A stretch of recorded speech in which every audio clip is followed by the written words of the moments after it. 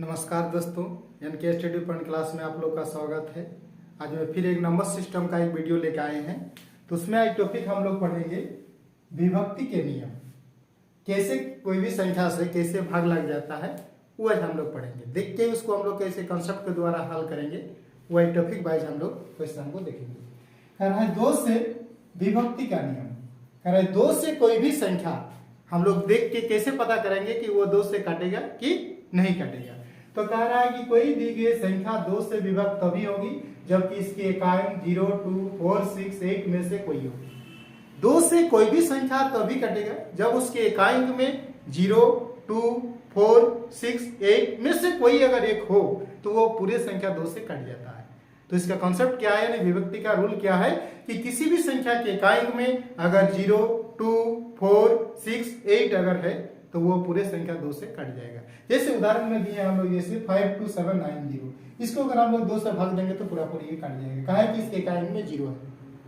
64596 इसके एकांक में क्या है 6 है, ये पूरे संख्या 2 से कट जाएगा। अगर हम पूछेंगे कि अगर 2, 3, 1 2 से कटेगा कि नहीं कटेगा, 2 से नहीं कटेगा, कहा कि इसका एकांक में 1 है इसलिए 2 से नहीं कटेगा। ठीक है। फिर कह रहा है कि 3 से विभक्ति का नियम क्या है। कह रहा है कोई दी गई संख्या 3 से विभक्त तभी होगी जबकि इसके संख्या के अंकों का योग 3 से विभक्त हो। कोई भी संख्या 3 से विभक्त तभी होगी जब इसके अंकों का योग अगर 3 से पूरी कट जा रहा है तो वो पूरे संख्या 3 से कट जाएगा। जैसे उदाहरण सहित दिया है, जैसे 674502986331। जैसे उदाहरण सहित अगर हम लेते हैं 2 और 4 लेते हैं, 2 और 4, 4 और 2 कितना 6, यानी पूरे संख्या 3 से कट जाएगा। आपका 8 और 1 लेते हैं, 8 और 1 कितना 9, ये पूरे संख्या 8 1 और 1 9, पूरे 9 3 से विभक्त हो जा रहा है। यानी इसके अंकों का जब अगर 3 से कट जाता है तो वो पूरे संख्या 3 से कट जाएगा। तो 81 क्या होगा 3 से पूरी कट जाएगा। 24 क्या है 3 से पूरी कट जाएगा। तो इस टाइप में जैसे बड़ा रहेगा, जैसे ये दिए 6 7 13, 13 और 4 17, 17 5 22, 22 और 2 24, 24 क्या है 3 से कट जाएगा। यानी पूरे संख्या जो है आपका 3 से विभक्त हो जाएगी। फिर इसमें देख रहे हैं 8 17, 17 और 6 23, 23 और 3 26, 26 और 1 27, यानी ये पूरे संख्या भी 3 से विभक्त हो जाएगी। कोई भी संख्या का अगर अंकों का योग अगर 3 से विभक्त हो जा रही है तो वो पूरे संख्या 3 से विभक्त हो जाएगी। ठीक है। फिर आगे देख रहे हैं कि 4 से विभक्ति का नियम। 4 से विभक्ति का नियम क्या बता रहा है कि कोई दी गई संख्या 4 से विभक्त तभी होगी जबकि इसके दाहाई और एकाई अंकों से बनी संख्या 4 से विभक्त होगा। कोई भी संख्या 4 से विभक्त तभी होगी जब इसके एकाई और दहाई अंकों से बनी संख्या अगर 4 से विभक्त हो जा रही है तो वो पूरे संख्या 4 से विभक्त हो जाएगी। जैसे उदाहरण में दिए हम लोग 679512, तो ये देख रहे हैं एकाई और दहाई देखना है, एकाई और दहाई इसको कहा जाता है, जैसे इधर इसको कहा जाता है एकाई और इसको कहा जाता है दहाई। एकाई और दहाई अगर 4 से पूरी कट जा रही है तो ये पूरे संख्या 4 से कट जाएगी। तो देख रहे हैं कि 12 4 से पूरी कट जाती है, 4 12, तो ये पूरे संख्या क्या है 4 से विभक्त हो जाएगी। इसमें देख रहे हैं कि 53861 देखिए 14 देख रहे हैं 14 4 से कटेगी, 4 12 डिस्टेंस पर 2 बच जाएगी, यानी ये संख्या 4 से विभक्त नहीं होगी। ये संख्या क्या होगी 4 से विभक्त नहीं होगी। जैसे अगर रहा 624 तो हम इस 24 को भाग देंगे, 4 से कट जा रही है तो ये पूरे संख्या 4 से कट जाएगी। तो 4 का रूल बता रहा है कि किसी भी संख्या के एकाई और दहाई अंकों से बनी संख्या अगर 4 से विभक्त हो जा रही है तो वो पूरे संख्या 4 से विभक्त हो जाएगी। ठीक है। अगर एकाई और दहाई 4 से विभक्त नहीं हो रही है तो वो संख्या 4 से विभक्त नहीं होगी। जैसे हम लोग उदाहरण सहित में लिए, ये कट रहा है ये नहीं कट रहा है तो ये 4 से विभक्त नहीं होगी। फिर कह रहा है 5 से विभक्ति का नियम।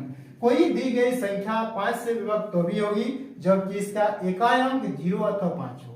5 से कोई भी संख्या विभक्त तभी होगी जब उसके एकाई अंक में 0 अथवा 5 हो, तो वो पूरे संख्या 5 से कट जाएगी। जैसे हम लोग उदाहरण में दिया 67985, एकाई क्या है 5 है, तो ये पूरे संख्या 5 से कट जाएगी।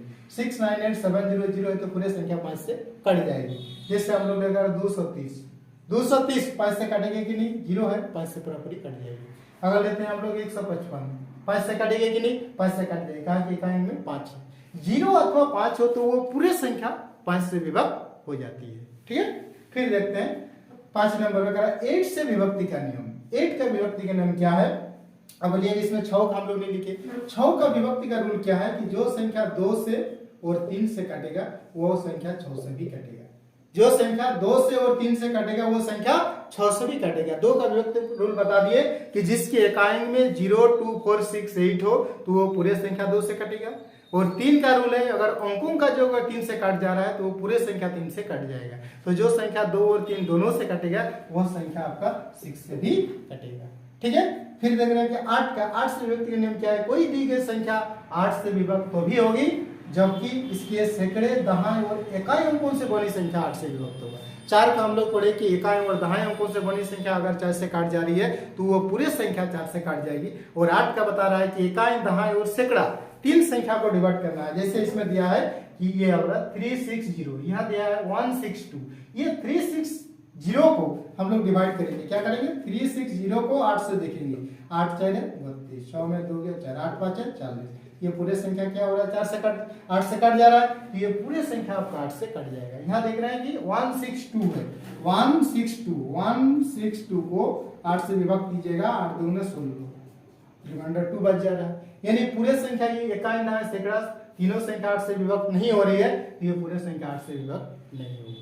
तो 8 का रूल क्या है कि अगर इकाई, दहाई, सैकड़ा, ये इकाई, दहाई, सैकड़ा अगर ये 3 संख्या अगर पूरी 8 से कट जाती है तो वो पूरे संख्या 8 से कट जाएगी। जैसे 4 का हम लोग इकाई और दहाई संख्या देखिए, इकाई और दहाई संख्या अगर 4 से पूरी काट जा रही है तो वो पूरे संख्या 4 से काट जाएगी। और 8 का बता रहा है कि इकाई, दहाई, सैकड़ा संख्या को देखना है, अगर 3 संख्या पूरी कट जाएगी तो वो पूरे संख्या 8 से कट जाएगी। ठीक है, तो 6 नंबर में क्या देख रहे हैं कि 9 से विभक्ति क्या नियम।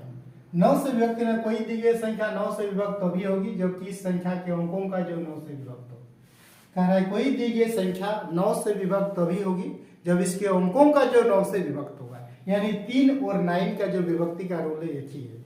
तो जो इसमें संख्या दिया हुआ रहेगा, जैसे मान लेते हैं इसमें हम लोग जैसे आपका 27 दे देंगे, 7 और 2 कितना 9, ये पूरे संख्या 9 से कट जाएगा। अगर मान लेते हैं 39 9 से कटेगा, 9 और 3 कितना 12, यानी 9 से यह नहीं कटेगा, 9 से नहीं कटेगा। अगर अंकों का योग अगर 9 से पूरी कट जाता है तो वो पूरे संख्या 9 से विभक्त हो जाएगी। जैसे हम लोग यहाँ दिए 9 5 6 4 2 1, 9 और 5 14, 14 और 6 20, 20 4 24, 24 और 2 26, 26 और 1 कितना 27, 27 में पूरे संख्या 9 से कट जाता है तो ये पूरे संख्या जो आपको 9 से विभक्त हो जाएगी। जैसे और उदाहरण दे 7 4 13, 13 4 17, 17 5 22, 22 18 8 30, 30 8 9 39, 39 9 से कटेगा नहीं कटेगा। यानी ये पूरे संख्या आपका क्या है कि 9 से विभक्त नहीं होगी। तो 9 का रूल क्या है कि कोई भी दी गई संख्या अगर उसके अंकों का जो अगर 9 से काट जा रही है तो वो पूरे संख्या 9 से विभक्त हो जाएगी। अगर उसके अंकों का जो 9 से विभक्त पूरी नहीं हो रही है तो वो संख्या 9 से विभक्त नहीं होगी। ठीक है, फिर देख रहे हैं कि 7 में 11 से विभक्त क्या है। कोई संख्या 11 से कटेगा कि नहीं कटेगा वो हम लोग कैसे जांच करेंगे। तो कह रहा है कि कोई दी गई संख्या 11 से विभक्त तभी होगी, 11 से विभक्त तभी विभक्त होगी जबकि इकाई अंक से 11 से विभक्त तभी विभक्त होगी जबकि इकाई अंक से बाईं ओर चढ़ने पर समस्थानिक अंकों का योग तथा विषम स्थानिक अंकों का योग का अंतर 0 अथवा 11 से कोई विभक्त संख्या हो तो वो पूरे संख्या 11 से विभक्त हो जाएगी।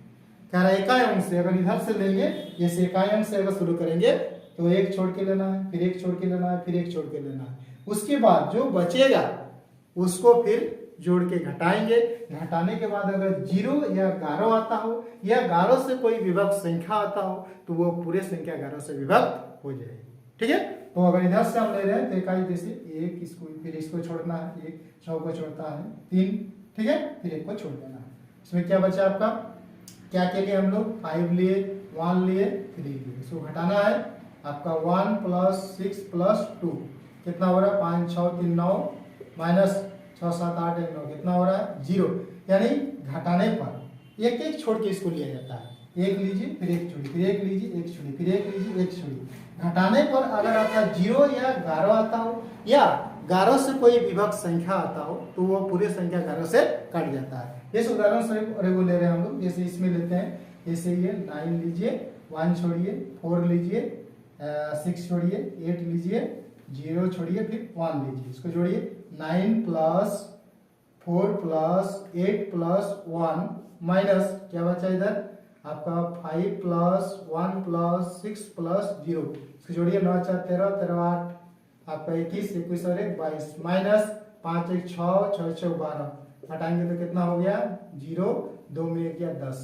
यानी 0 या 11 से कोई विभक्त संख्या अगर हो रहा है तो वो पूरे संख्या 11 से कटेगा, नहीं तो वो पूरे संख्या 11 से नहीं कटेगा। तो इसमें हम लोग क्या देख रहे हैं कि 0 नहीं आ रहा है और 11 भी नहीं आ रहा है और 11 से कोई विभक्त संख्या भी नहीं आ रहा है, जिसके कारण ये पता चल रहा है कि ये संख्या जो 11 से विभक्त नहीं होगी।